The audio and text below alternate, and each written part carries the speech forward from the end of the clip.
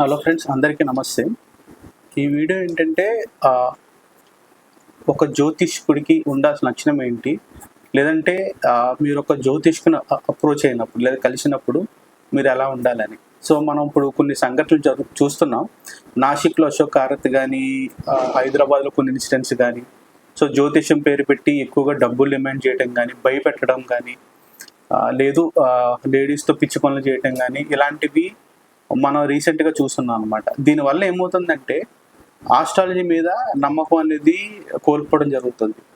చాలామంది ఆస్ట్రాలజీ అనేది ఒక మూఢనమ్మకాన్ని కొట్టేసేవాళ్ళు ఉన్నారు. కానీ గతంలో సుప్రీంకోర్టు ఇచ్చిన తీర్పుని బట్టి దీనికి ఒక శాస్త్రము అనే దానికి నిబద్ధత ఉందన్నమాట.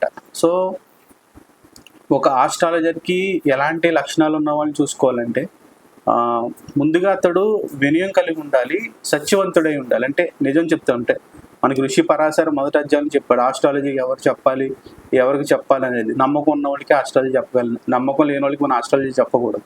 అలాగే ఆస్ట్రాలజర్ కూడా వినయం కలిగి ఉండాలి, సత్యవంతుడై ఉండాలి. గ్రహాలు, నక్షత్రాలు, వింశోత్తరి దశా విధానం కానీ, మల్టిపుల్ ఆస్ట్రాలజీ అంటే కేపీ కానీ మిగతావి అంటే ఎక్కువ ప్రాక్టీస్ ఉండాలి. అతనికి తక్కువ శక్తి కూడా ఉండాలి. అంటే ఏదో ఒక అమ్మవారిని పూజించడం కానీ, ఆ ఒక్క శక్తిని కానీ కలిసి ఉండాలి.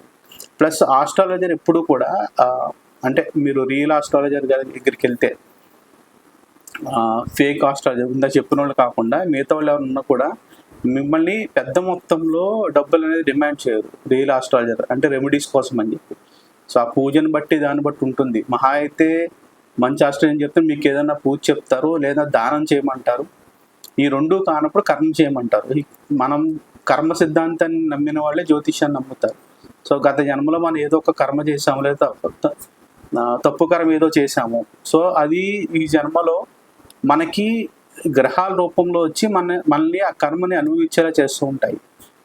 మీరు ఏమన్నా పెద్దలకి ఎవరికైనా అన్యాయం చేశారు, సో ముసలి వాళ్ళకైనా ఇబ్బంది పెట్టారు. సో ఈ జన్మలో మీకు ఆ వృద్ధాప్య వచ్చిన మీకు అలాంటివే రావచ్చు. లేదంటే శనిగ్రహం పాడైపోయి మీకు కర్మలో ప్రాబ్లం రావచ్చు. అంటే మీరు చేసే పని అది ఉద్యోగం ఏ కర్మ చేసినా కూడా మీకు కలిసి రాకపోవడం ఉంటుంది కర్మకారకుడు కాబట్టి. లేదు ఏలినాటి శని వచ్చింది, సో ఆ 7.5 years మీరు కష్టపడాల్సిన అవసరం రావచ్చు. సో ఇవన్నీ ఏమవుతుంది, మీరు వన్స్ అది ఒక ఆస్ట్రాలజర్ దగ్గరికి వెళ్ళినప్పుడు తెలుస్తుంది. సో అతను ఏం చెప్తాడంటే మీకు అది ఖచ్చితంగా అనుభవించే కర్మ అనుకోండి, దానికి రెమెడీస్ అనేది అంత ఈజీగా చెప్పరనమాట. సో అది జరుగుతుంది కాబట్టి. లేదా చెప్పినా కూడా ఆ గ్రహానికి దానం ఇవ్వమంటారు, లేదంటే ఆ గ్రహాన్ని సంబంధించి గుళ్ళకి వెళ్ళమంటారు, పూజలు చేయమంటారు. అంతేగాని కొన్ని వేలల్లో లక్షల్లో పూజలు చేస్తే కలిసి వస్తుంది అనేది నేను వ్యక్తిగతంగా చూడలేదు. సో నేను ఆస్ట్రాలజీలోకి వచ్చింది ఏంటంటే మా ఫ్యామిలీలో మా మదర్ కానీ ఫాదర్ ఎవరు ఆస్ట్రాలజీలో లేరు. కానీ నాకు జరిగిన కొన్ని సంఘటనలకి నేను ఎంతమంది ఆస్ట్రాలజీ దగ్గరికి వెళ్ళినా కూడా రిలీఫ్ అనేది రావట్లేదు. సో ఎందుకు రావట్లేదు ఏంటి నేను తెలుసుకోవాలని కొంతమంది ఆస్ట్రాలజీతో ట్రావెల్ చేసి వాళ్ళకి ఒక రకంగా సేవ చేసి నేను ఈ ఆస్ట్రాలజీ అనేది నేర్చుకున్నాను అనమాట. సో ఇంత కాన్ఫిడెన్స్గా వీడియో చేయగలుగుతున్నానంటే వాళ్ళ దగ్గర నేర్చుకున్నాను అనమాట. వాళ్ళు ఎప్పుడు పెద్ద పెద్ద రెమెడీస్ చెప్పడం కానీ, లేదంటే పెద్ద పెద్ద పూజలు చేయడం కానీ చెప్పడం జరగలేదు. ఇప్పుడు జనాల్లో కూడా కొంతమంది ఏమైపోయారంటే ఒక పెద్ద పూజ చెప్పకపోతే ఆస్ట్రాలజరు పెద్ద ఆస్ట్రాలజర్ కాదు. పెద్ద పెద్ద పూజలు చేయకపోయినా నాకు ఒకసారి రియల్ ఇన్స్టెంట్స్లో ట్రైల్లో జరిగింది. నేను ఆస్ట్రాలజీ గురించి మాట్లాడుతుంటే నువ్వు ఆస్ట్రాలజీ చేస్తున్నావు, నువ్వు బొట్టు పెట్టుకోలేదని. మరి వస్తుదానం గురించి ఋషి పరాశర్ ఏం చెప్పలేదంటే ఆ పర్సన్ దగ్గర ఆన్సర్ లేదు. సో పెద్ద పెద్ద బొట్లు పెట్టుకుని, విభూతి పెట్టుకుని, చేతి గండాలు కట్టుకుని గ్రహాల గురించి చెప్తేనే ఆస్ట్రాలజీ అన్నట్టు చాలామంది నమ్మకంలో ఉన్నారు. కానీ పరాశర చెప్పింది ఏంటంటే అది కాదు. ఒకళ్ళు ఆస్ట్రాలజీ చెప్పాలి లేదా నేర్చుకోవాలి అనుకుంటే, లేదు మీరు ఆస్ట్రాలజీ నేర్చుకుని జనాల యొక్క చాట్లు చూడాలంటే ఫస్ట్ మీరు చెప్పింది మీరు వినయంగా ఉండాలి, ట్రూత్ఫుల్నెస్ని మాట్లాడాలి. ఎప్పుడూ కూడా సిద్ధాంత భాగాన్ని, సంహితని, హోర ఈ మూడింటిని బాగా అధ్యయనం చేసిన ఉండాలి. మీరు రాబోయే ప్రమాదాలని ఇండికేట్ చేయండి, కానీ ఆ ప్రమాదం తప్పిస్తానని ఎక్కడా చెప్పకూడదు. సో మీ రెమెడీస్ కూడా ఏంటంటే ఒక పెద్ద దెబ్బ తగులుతుంది, ఆ పెద్ద దెబ్బ తగలకుండా మీకు చిన్న దెబ్బ తగలటానికి ఆ రెమెడీ అనేది ఉపయోగపడుతుంది. సో కొన్ని కర్మలు ఉంటాయి అన్నమాట, అవి మనం ఎన్ని పూజలు చేసినా కూడా వెళ్ళవు. చాలామంది అంటారు ఏలినాటి శని వచ్చిందంటే గుళ్ళకి వెళ్ళమంటారు. సో అది మీకు కొంతవరకు రిలీఫ్ ఇస్తుంది, కానీ మీరేమన్నా ఆ ఏలినాటి శనికి ముందు ఏమైనా తప్పులు చేస్తే ఆ ఏలినాటి శనిలో కంపల్సరీ మీకు జరగాల్సిన నష్టం అనేది జరుగుతుంది. కాకపోతే పెద్ద నష్టం నుంచి చిన్న నష్టము, లేదంటే ఊహించిన దానికన్నా తక్కువ ఇదితో మీరు బయటపడటం అనేది జరుగుతూ ఉంటుందన్నమాట. సో ఇంకొకటి, జనాలు కూడా ఏంటంటే మ్యాజికల్ రెమెడీస్కి అలవాటు పడిపోయారు. మ్యాజికల్ రెమెడీస్ అంటే ఇంక ఈ పూజ చేసి మన ఇంట్లో కూర్చుంటే చాలు మనకి వచ్చే కష్టం తీరిపోతుంది, లేదంటే పలానా గుడికి వెళ్తే సంపదలు వచ్చేస్తాయి. సో చాలామంది గుడికి వెళ్ళటం తప్పు కాదు, కానీ అదే రోజు అదే టైంలో గుడికి వెళ్తే ఏదో జరుగుతుందని కష్టపడటం అనేది మానేశారు అన్నమాట. గుడికి వెళ్ళినా కూడా మనం ఎంతో కొంత కష్టపడాల్సిన అవసరం ఉంటుంది.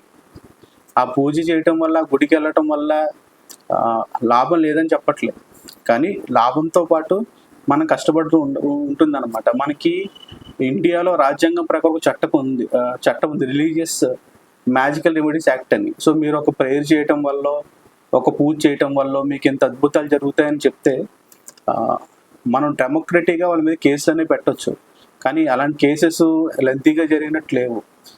సో ముఖ్యంగా ఆడవాళ్ళు ఏంటంటే, ఆడవాళ్ళనే కాదు ఎవరైనా సరే కష్టాన్ని తట్టుకోలేకపోతే ఏం చేస్తారంటే, ఒక చోటకి వెళ్ళి ఏదో పూజ చేసుకుంటేనో, అక్కడ వాళ్ళు చెప్పినట్టు నియమాలు పాటిస్తేనో ఈ కష్టాలన్నీ తీరిపోతాయని చెప్పి అనుకుంటూ ఉంటారు. సో అలా నమ్మి ఆ పూజలు చేయడం తప్పలేదు, కానీ ఎక్స్ట్రాక్షన్ ఎక్కడైతే ఉంటుందో, అంటే లక్షల్లో వేలల్లో పూజ చేస్తేనే కలిసి వస్తుంది అనేది ఒక పిచ్చి అనమాట. సో దేవుడికి నిజంగా రోజు పూజ చేసుకుంటే మనకి ఆ సత్వం అనేది కలుగుతుంది. సో మీరు ఉదయాన్నే సూర్యుడి కన్నా ముందు లేకండి, మీకు సూర్యుడు బలం కలిగి మీకు ఆత్మకి శక్తి వస్తుంది, అంటే విల్ పవర్ పెరుగుతుంది. సూర్యుడు ఆత్మకారకుడు ప్లస్ విల్ పవర్ అంటే కాన్ఫిడెన్స్ కారకుడు. మీ ఇంటి ముందున్న చెప్పుల్ని కరెక్ట్గా పెట్టుకోండి, మీకు శని భగవానుడు కరెక్ట్గా ఉంటాడు. ఇలా చిన్న చిన్న రెమెడీస్ని ఫాలో అయ్యి మీరు చేసుకోవచ్చు. అంతేగాని ఇలా మూర్ఖత్వంగా లైంగిక వేధింపులు చేసే ఆస్ట్రాలజర్లు, లేదంటే ఈ ఒక్క పూజ చేస్తే చాలు మీకు అన్నీ కలిసి వచ్చేస్తాయి రాత్రి కోట్లు అని చెప్పి ఆస్ట్రాలజర్స్, ఇలాంటి వాళ్ళని నమ్మి మీ డబ్బు సమయాన్ని వృధా చేసుకోవద్దు. ఇందాక నేను మళ్ళీ చెప్పినట్టు, నేను ఆస్ట్రాలజీలో రావడం కారణం ఏంటంటే, నేను ఒక హై పీక్ ఆఫ్ కెరియర్లో ఉన్నప్పుడు నాకు బాగా బ్యాక్ స్టాబింగ్ అని జరిగిందనమాట ఆఫీస్లో. అది ఎందుకు జరుగుతుంది ఏంటి అనేది తెలుసుకోవాలి అని దిగాను. సో గ్రాడ్యువల్గా నేను అప్పుడు నా గురువులో రాహు జరుగుతుంది. ఇంకా అంటే నాకు కొంచెం ఆస్ట్రాలజీ తెలుసు, మా ఫాదరు కొంచెం ఆస్ట్రాలజీ ప్రాక్టీస్ చేశారు కాబట్టి నాకు కొంచెం ఆస్ట్రాలజీ ఐడియా ఉంది. సో ఏలినాటి శని వస్తుందని తెలుసు, కానీ అంత జాబ్ పోయి ఎఫెక్ట్స్ అయితే కనిపించలేదు. ఎప్పుడైతే జాబ్ అనేది లాస్ అయ్యానో అప్పుడు నాకు అర్థమైంది, సో బియాండ్ దిస్ ఏదో జరుగుతుంది అని. సో అప్పుడు నాకు ఏలినాటి శని శని మహాదశ ఒకేసారి జరిగింది. సో ఆ టైంలో కర్మకారకుడు ఏలినాటి శనిలోని కొడుతున్నాడు, శని మహాదశలోని కొడుతున్నాడు. సో ఇప్పుడు అర్థమైంది. ఇప్పుడు నేను ఏ లైన్లోకి వెళ్ళాలి ఏంటి అన్నప్పుడు నాకు 8th హౌస్ యాక్టివేట్ అయింది, కానీ ఒక విద్య అనేది నేర్చుకోవాలి, అకల్ట్ సైన్స్. అప్పుడు నేను ఆస్ట్రాలజీలోకి వచ్చాను. ఇప్పుడు ఈ ఆస్ట్రాలజీని నేను ఖర్చు పెట్టాలి, ఎందుకంటే 12th హౌస్లో శని ఉన్నాడు కాబట్టి నేను ఫ్రీగా చెప్పాలి. సో అందుకని ఈ వీడియోస్ అనేవి చేయడం జరుగుతుంది అనమాట. అలా అని అడగకుండా ఎవరికి నేను ఆస్ట్రాలజీ అని చెప్పను, ఎందుకంటే నాకు విద్య నేర్పిన గురువు గారు అదే చెప్పారనమాట.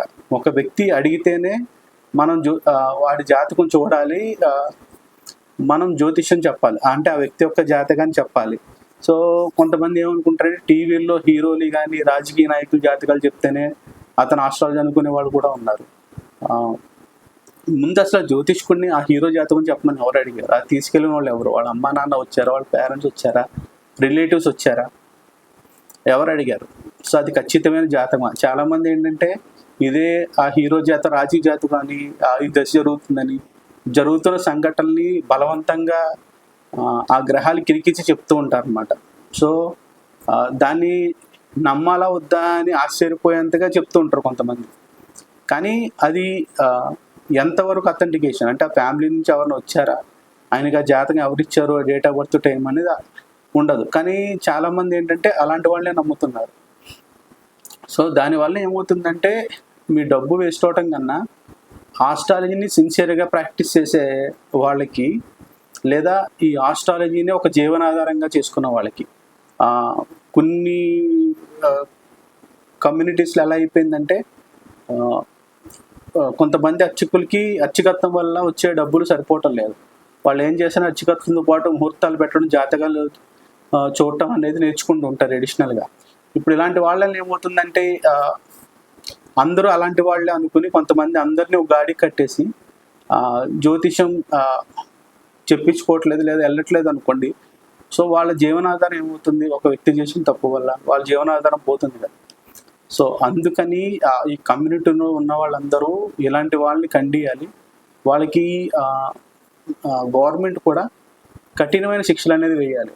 సో అదేంటంటే మిగతా వచ్చే జనరేషన్స్కి అదొక గుణపాఠంలా ఉండాలి. సో మనం ఇలా చేస్తే ఇలాంటి కేసులు పడతాయి.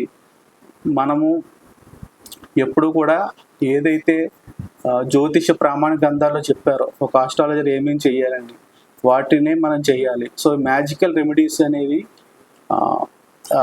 పని చేయవు, అందరికీ పని చేయవు. మీకు కొన్ని రెమెడీస్ పని చేయాలంటే వర్గచక్రాస్లో కూడా మీ వర్గచక్రాలో ఆ రెమెడీకి మీరు అర్హుదా కాదనేది కూడా చూడాలి. సో D1 చూసో లేదంటే టీవీల్లో కొంతమంది చెప్తారు గ్రహం మారిపోయింది కాబట్టి, లేదంటే రాశిచక్రంలో ఇలా ఉంది కాబట్టి మీరు ఈ రెమెడీ చేసుకోండి అని. కానీ ఆస్ట్రాలజీ అది చెప్పదు. ఇంకా వర్గచక్రాలు చూడాలి, వర్గచక్రాలు డీప్ చేయాలి.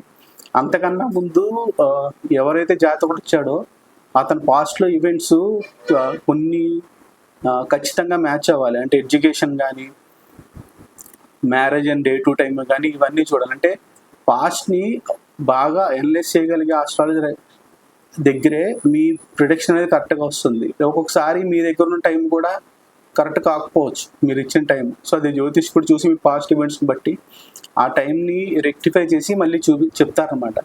దాన్నే బర్త్ టైం రెక్టిఫికేషన్ అంటారు. అంటే మీరు చెప్తున్న సంఘటనలు మీరు ఇచ్చిన జాతకం టైమ్స్ని బట్టి మ్యాచ్ అవ్వకపోతే ఎక్స్పర్ట్ అయిన జ్యోతిష్కుడు ఏం చేస్తాడంటే బాగా దాంట్లో టచ్ ఉన్న జ్యోతిష్కుడు మీ టైంని అడ్జస్ట్ చేస్తారు.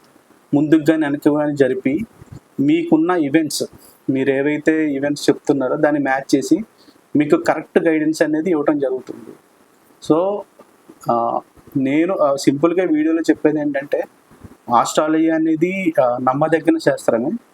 కానీ మీరు ఏదో ఒక ఫాస్ట్గా నేను పైకి వెళ్ళిపోవాలనో, ఒక మ్యాజికల్గా రెమెడీ జరిగిపోవాలి అని నమ్మి వెళ్ళినప్పుడు మీరు ఇలాంటి ఆస్ట్రాలజీ దగ్గర చిక్కుకొని మీ డబ్బుని, సమయాన్ని, మానాన్ని వృధా చేసుకుంటారు. కాబట్టి మ్యాజికల్ రెమెడీస్ జోలికి వెళ్ళకండి.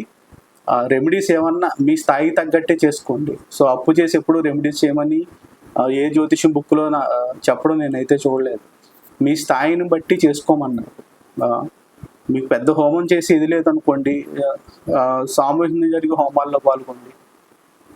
మీ ఇంట్లో చేసుకునే స్థాయి లేనప్పుడు, లేదంటే ఆ గ్రహం దగ్గర దానాలు చేయండి. అంత పెద్ద దానం చేయలేదనుకుంటే సింపుల్గా మీ తగ్గట్టు మీరు చేసుకోండి. లేదంటే ఆ గ్రహానికి జపం చేసుకోండి మీరే, బయట నుంచి జపం చేయకపోతే. సో మీకు మీరే ఒక సైంటిస్ట్ లాగా ఆ ఒక్క ప్రయోగాన్ని మీరే చేయండి. అంటే స్థాయికి మించి చేసినప్పుడు, లేదంటే స్థాయికి మించి జనాలు వెళ్ళినప్పుడు ఇలాంటి వాళ్ళకి ప్రాక్టీస్ అయిపోతుంది అనమాట. ఇప్పుడు ఒక వ్యక్తి ₹1,00,000 డిమాండ్ చేసి పూజ చేశాడంటే 10 మంది వెళ్ళారంటే సో వాళ్ళకు కూడా అనిపిస్తుంది, సో ఇంతమంది వచ్చినప్పుడు నేను 2,00,000 ఎందుకు ఛార్జ్ చేయకూడదని. కానీ ఒక రెమెడీ ఏది కూడా అంత మ్యాజికల్గా వర్క్ అవటము నేను ప్రాక్టీస్ చేసిన ఇన్ని రోజుల్లో నేను చూడలేదన్నమాట.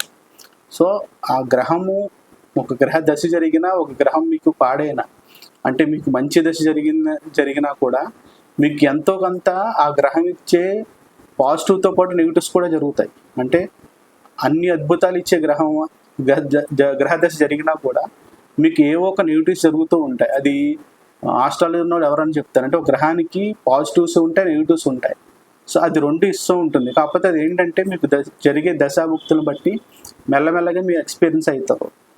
కొంతమంది రాహుమార్త స్టార్టింగ్లో హైగా వెళ్ళిపోతారు, అది ఎండింగ్ వచ్చేసరికి డౌన్ఫాల్ అయిపోతారు. కొంతమంది శనిమార్త స్టార్టింగ్లో చాలా లోగా స్టార్ట్ అవుతారు, అది ఎండింగ్ వచ్చేసరికి అంటే డిగ్రీస్ క్రాస్ అయ్యేటప్పుడు, అంటే జన్మ డిగ్రీస్, దశ డిగ్రీస్ లెక్కేసుకున్నప్పుడు ఆ డిగ్రీస్ దగ్గర వస్తున్నప్పుడు కానీ, ట్రాన్సిట్ సపోర్ట్ చేసినప్పుడు కానీ ఎంత లో శని మహర్దశ ఉన్న వాళ్ళ లాస్ట్కి వచ్చేసరికి చాలా హైగా ఎక్కువ కీర్తితో వచ్చేవాళ్ళు ఉంటారు. సో రవిమహర్దశలో మంచి అధికారం చూపించి అది ఎండింగ్ వచ్చిన వాళ్ళు, అధికారం కోల్పోయి ఏం చేయాలో తెలియ కూర్చున్న వాళ్ళు కూడా ఉంటారు. సో ఇవన్నీ ఏంటంటే ఒక సైంటిఫికల్గా జరిగేవన్నమాట ఇవన్నీ.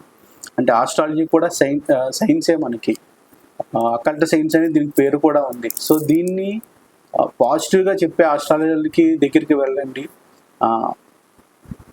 ఎక్కువ ప్రచారం లేకుండా, లేదంటే నలుగురు ఐదుగురు వెళ్ళి అతను బాగా చెప్తున్నాడు, ఇలాంటివి ఎక్స్ట్రాక్షన్ కానీ మనీ కానీ లేవు, ఒకవేళ ఉన్నా కూడా దాన్ని మీనింగ్ఫుల్ వేగా ఉంది, అంటే ఒక హోమం చెప్పారు, సో ఆ హోమం చేయటం మనకి మీనింగ్ఫుల్గానే ఉంది. లేదంటే జపాలు చెప్పారు, సో ఆ జపం చెప్పిన ప్రైస్ కూడా ఒక మీనింగ్ఫుల్గా ఉంది, అంటే ఆయన చెప్పిన జాతకంలో అన్ని వర్గచక్రాలు ఇవన్నీ చూసి చెప్పారు అని నమ్మకం ఉన్న వ్యక్తుల దగ్గరికే వెళ్ళండి. ఎవరైనా మీకు మీ మానానికి కానీ మీ ప్రాణానికి కానీ హాని ఉన్నట్టు వాళ్ళు కనిపిస్తే అలాంటి వాళ్ళని ఎంకరేజ్ చేయవద్దు. ఎందుకంటే అది నెక్స్ట్ వాళ్ళకి కూడా ఇదవుతుంది. సో మీరు ఏం చేయాలంటే అలాంటి వాళ్ళకి సో నమస్కారం పెట్టి వచ్చేయండి తప్ప వాళ్ళతో ఆర్గ్యుమెంట్ పెట్టుకోవటం కూడా మంచిది కాదు. సో సింపుల్గా ఈ వీడియోలో ఏంటంటే రియల్ ఆస్ట్రాలజీని ఐడెంటిఫై చేయటం ఎలాగా, ప్లస్ మీరు వెళ్తున్నప్పుడు నలుగురి దగ్గరికి ఎంక్వైరీ చేసుకుని వెళ్ళండి. ఎక్కువ మనీతో చేసే రెమెడీస్ వల్ల ఎక్కువ డబ్బులు వస్తాయని కానీ, ఎక్కువ రాత్రికి రాత్రి మ్యాజిక్ జరిగిపోతుంది అనేది కానీ మీరు నమ్మొద్దు, మీరు చేయొద్దు అనేది ఈ వీడియో. సో ఈ వీడియోలో ఏదన్నా మీకు చెప్పాలనుకున్నా, నేను ఏదన్నా రాంగ్గా మాట్లాడిపించినా ఈ వీడియో కామెంట్ చేయండి. అందరికీ నమస్తే.